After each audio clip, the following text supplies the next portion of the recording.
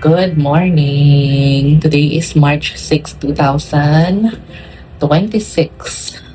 Happy Friday! Nakapaglinis na ako dito and tuloy na magpapa-hair diode removal ako today. Third session ko. 1 p.m. naman yung schedule ko, so 10:45 pa lang. Kailangan mga 12, nakaalis na ako dito. 12 or 12:15. Kasi mag-aabang pa ako ng FX dyan. Usually kasi matagal kapag FX eh. Tapos siguro mga 30 minutes din yung travel going sa Robinsons sa Galleria. Ay, naku. Dapat nagawa ko na to kahapon pero nakalimutan ko. Kaloka. Tapos, nagtimpla ako ng coffee. Ang ginamit kong milk yung birch tree. Tapos, ginamit ko na yung equal na na sugar. Ang tawag dun? May tawag dun, stevia. Tapos, meron akong peanut butter dito. Ito yung kinain ko kagabi. Pinampalaman ko sa bread. Pero ngayon, mag-breakfast tayo. Ang gamitin ko itong prairie na cream cheese. Kasi pwede siyang hindi nakalagay sa ref for 3 days. So second day niya ngayon. Kailangan maubos ko to. Sayang. Sayang siya. Tapos kainin ko yung Cheetos ko mamaya kasi meron pa akong leftover. Sayang naman. With cream cheese. Diba? Masarap tong bread na to. Ito yung binibili ko New Bake. Dati yung binibili ko yung yung may, yung wheat bread. Pero parang nangangati ako sa wheat. Wheat! Kain tayo, breakfast. Sana hindi ako malate kasi baka i-cancel nila. Mahilig pa naman sila mag-cancel doon sa Dermastrata. Lalo na kapag hindi ka nakapunta sa, sa schedule mo. Masarap pala itong cream cheese na to. Prairie. Sarap siya. Mga nasa 173 lang siya.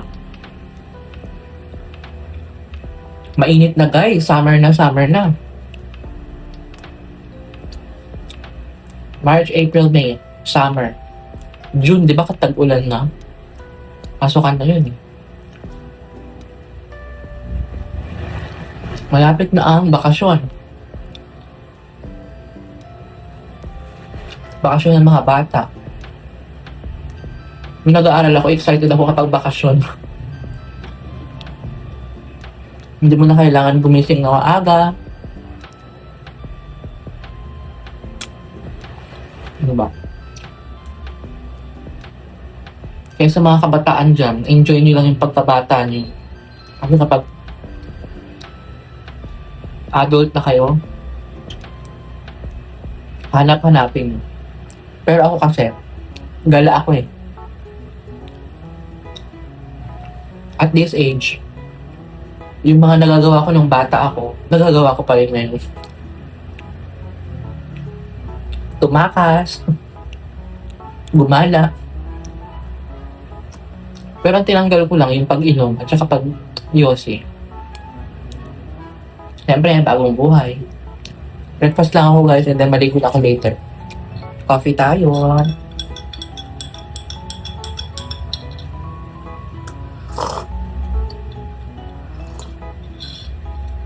Masarap yung birch tree sa coffee. Guys, nakaligo na ako. And magbabalat yung mukha ko. Siguro dun sa Dr. Alvin na Retinol. Natigyawat na naman ako. Kumain kasi ako ng peanut butter. Minsan gusto ko talagang tirisin ang sarili ko Favorite ko kasi ang peanut butter. Kailan ko magmadali guys kasi 15 minutes na lang. Mag-12 na. Kailangan mga 12 alis na ako para hindi ako malate sa aking appointment sa dermatologist. Third session ko na ng hair dye. So far, okay naman siya. Nababawasan naman ang balahibo. Siguro kapag matapos ko yun, siguro mga isang balahibo na lang matitira. Charing. Pero hindi naman talaga ako nagpapa-laser or dye hair. Okay lang sa akin yung ahit, pero alam niyo naman ako, gusto ko ma-experience lahat na hindi ko na-experience pa. Experience ko na din magpa-facial, pero parang hindi ko gusto kasi yung mukha ko namula, tapos imbes na mawala yung pimples, nagsitubuan pa sila, guys. Wala akong hikaw kasi yung mga accessories kong hikaw, pinut away ko na sila. Kasi, hindi ko na gusto. Ganun ako, guys, kapag meron akong isang bagay na hindi na gusto, tinatapon ko na. Shiner lang ako nitong Nivea. Pinapa-electric pa lang yung buhok ko para kapag labas ko, medyo tuyo. Kasi alam niyo naman, kapag basa yung buhok mo na lumabas, kakapitan yan ng usok, alikabok, diba? Patungan ko lang ito ng MAC na lipstick para may kulay ang ating buhay. Tapos magpabango lang ako nitong perfume na Burberry para naman mabango tayo. And then naka-accessories na ako, guys. T-shirt lang ako nito. Ito yung binili ko sa ABT Apparel. Gusto ko na nga ipamigay ito mga to, tapos bili ako ng bago. 2 years na din to sa akin itong mga to, yung mga t-shirt na to. Pinamimigay ko, guys, kasi I know that someone needs a shirt. Pero wala pa tayong budget. Pinag-iisipan ko pa. Magpantalon lang muna ako. Ayan, nakapantalon na ako, guys. This is, from H&M. Gusto ko yung mga fit ng, pantalon sa H&M. Ito is size 38 or something. Pero parang magda-downsize ako kasi parang malaki to. Or depende. Kasi kapag nag-downsize ako, parang masikip naman. Hindi ako, kapag kumakain ako, parang puputok yung botones. Tapos ang sakit ng dito ko, guys. Sabi ng boyfriend ko, you go for a massage, baby. Saan kaya ako magpapamassage? Gusto ko yung mura lang. Pero may nahanap ako, Sebo. Sebo ba yun yung name ng massage spa nila? 300 lang ata. Try ko. Gusto ko lang ubusin itong mga to, yung mga perfume na to. So yun, guys, alis na ako. Guys, Robinson's Galleria na pala ako. Pero, pumunta ako sa H&M kasi may nakita ako magandang t-shirt doon, guys. Ibilihin ko yun. Siguro next month na lang. Sana available pa next month, no? Pero nandito na ako malapit sa sa may Derma. Naghanap ako ng ng massage kinin. Bago sana ako hair dye. Kalong.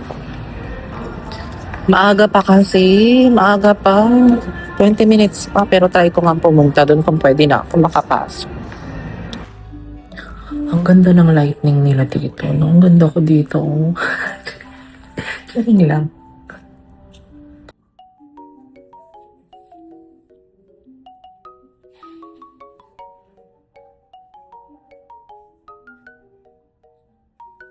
Feeling ko puputi yung kilikili ko. Nakakaputi ba ng kilikili yun? Oo, nakakaputi ko.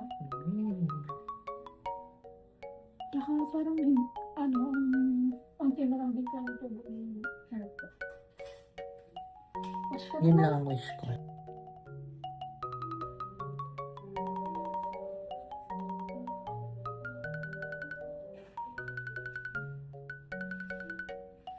Iyak kasi ako sa tawas. Sabagay, parang mas maganda ako yun. Wala pang chemical. Tsaka kasi kapag gumagamit ako ng deodorant, isang araw ko palang ginamit, umiitim na yung kilikili ko. Oo, ano pa tayo. Pero nag-try na pa ba yung milk ko, alam niyo po yun? Yung powder. Masiyang ako sa mga ganun. Ako lang, ayun po yung gamit ko. Kasi hindi siya nakakaitong din nakalimutin.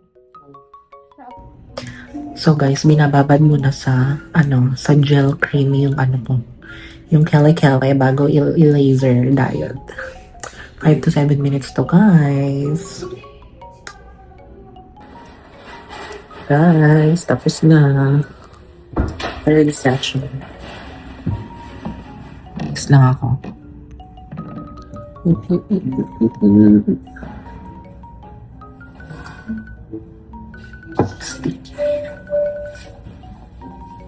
bango ko daw, sabi nila.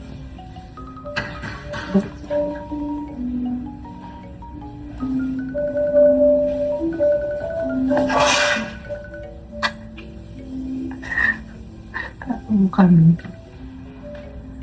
So yun guys, mamaya na ako ulit mag-vlog. Let's go home.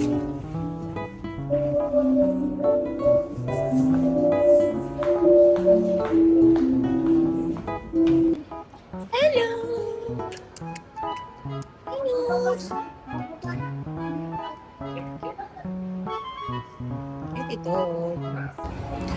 Guys, ito yung gusto kong t-shirt, oh. Color black, tapos medium. Or ano lang ako siguro, small.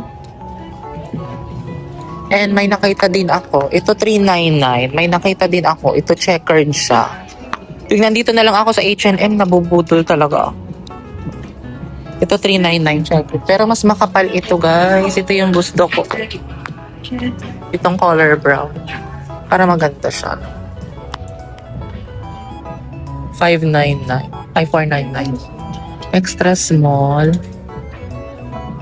Yan na lang siguro. Tapos, nahanap ko pala yung, yung long sleeve na sinasabi ko sa inyo.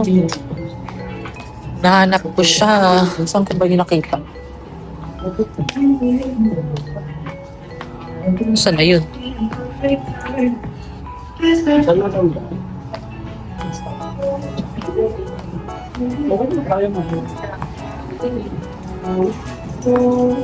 Ito, ganitong t-shirt din. Maganda siya. Itong t-shirt. $499 din. Pero mas makapal yung isa. Nahilo na kayo sa... Nasaan na yun? Nakita ko na yun kanina eh. Ayun. Ayan. Ito yung long sleeve na sinasabi ko sa inyo. Ganitong style. Diba? Tapos ganito. Ganda. Pang summer. $1,790. Tapos ganito. Maganda din ito. Oh. Pero gusto ko itong white or itong brown. What do you think? So guys, nandito ako sa Cebu Spa. Malapit dito sa Capitolio. Massage ako guys. Sakit ang shoulder ko. At saka yung sciatica ko. Oh my God. Isang oras lang. Para ma-relax ako bago ako umuwi ng bahay. Mainit. Summer na. Guys, bahay na ako from massage. Imbis na ma-relax ako. Lalo ako na-stress. Kasi, after ko magpa-massage guys, lahat ng gamit ko, bag ko, damit ko, meron silang binigay na box. So, yung mga accessories ko sa pinakadulo. Tapos, nung pagkatapos ko magpa-massage, after nun, nawawala yung heart rate ko, guys. Grabe ito, yung heart rate ko. 3,000 din to kapag binenta mo. Or, baka 4,000 pa nga. Diba? Oh my gosh, guys. Na-stress ako. Pero hindi ako nag-ask muna ng help, Kasi hinanap ko muna doon, baka sumama sa damit. Pero yung damit ko kasi nasa ibabaw, eh. Baka sumama sa bag or something. Tapos hinanap ko na doon sa pinakailalim. Tapos, hinanap ko na doon sa mga kumot, sa mga sheets na nandoon. Guys, wala. Siguro mga after 5 minutes, umakyat yung nag-massage sa akin. Tapos, tinulungan niya akong maghanap ng ring. Tapos, hinanap ko na talaga sa ilalim. Flashlight ko talaga, ginamitan ko talaga ng flashlight. Tapos, di ko talaga siya mahanap. Tapos, di ba umakyat siya, tinutulungan niya ako maghanap. Tapos, alam mo, may sinasabi siya sa akin na, pa-review niyo po sa CCTV. Ako po yung malilintikan niyan. Wala naman po akong kinuha. Which is, wala naman ako sinasabi na kinuha mo. Diba? Wala akong sinasabi. Hindi ako nagbibintang. Never ako nagbintang sa mga ganyang bagay. Lalo na kapag material lang. Lalo na yung napapalitan. Never ako nagbintang. Tapos, after a couple of minutes, binuksan ko yung bag ko, tinanggal ko yung mga coins ko sa coin purse, yung mga credit card holder ko, yung cash, tinanggal ko. Wala talaga, kahit dito sa may small na to, wala. Kala ko kasi, nailagay ko dyan. Ay, wala talaga eh. Lahat ng accessories ko nandun sa ilalim ng storage box na binigay nila. Tapos after a couple of minutes, nakita ko dun sa ilalim, guys, nandun sa ilalim ng bed. Itinignan ko na dun. E nung umakyat siya, dun lumitaw yung sing-sing ko. Tapos bumaba na ako para magbayad kasi second floor yan. Bumaba ako para magbayad. Tapos sabi ko lang dun sa mga nandoon, i-Gcash ko na lang yung bayad ko. So wala akong sinabi, hindi ko sinabi sa kanila na nawala yung sing-sing ko.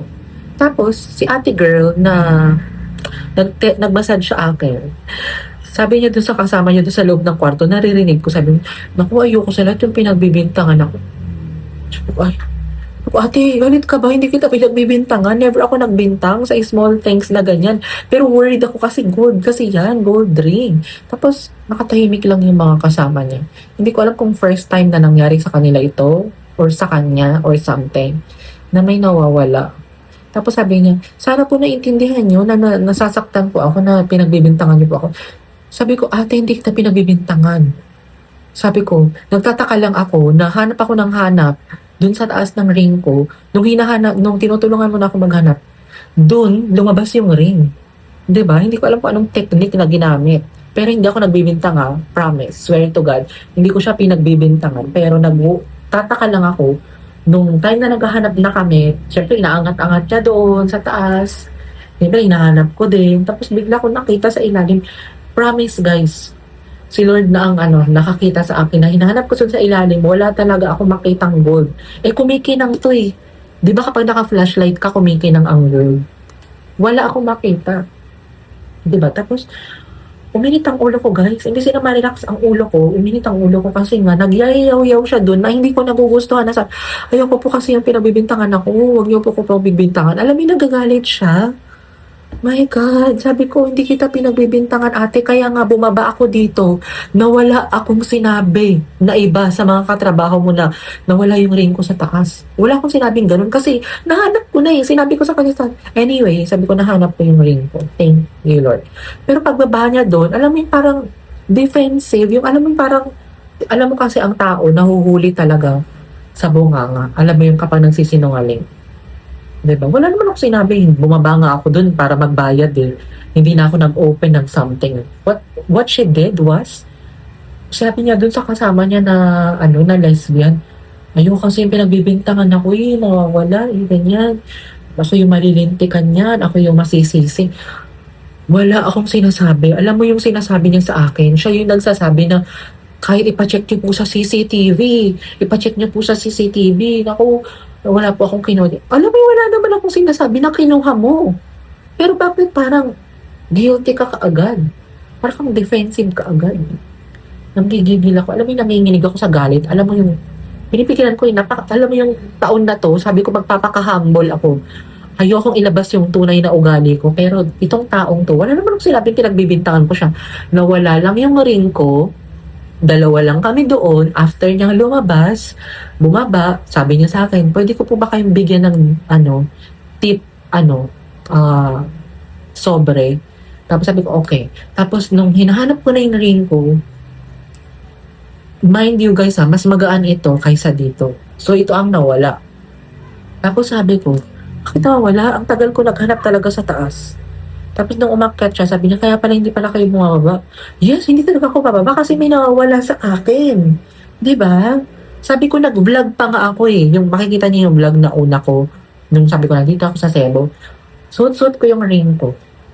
Ngayon, buti na lang talaga nagwa-vlog talaga ako kasi may proof talaga ako na suot yung ring ko. Tapos hindi ko talaga siya mahanap dun sa ilalim. Inangat ko na yung mga senyelas eh.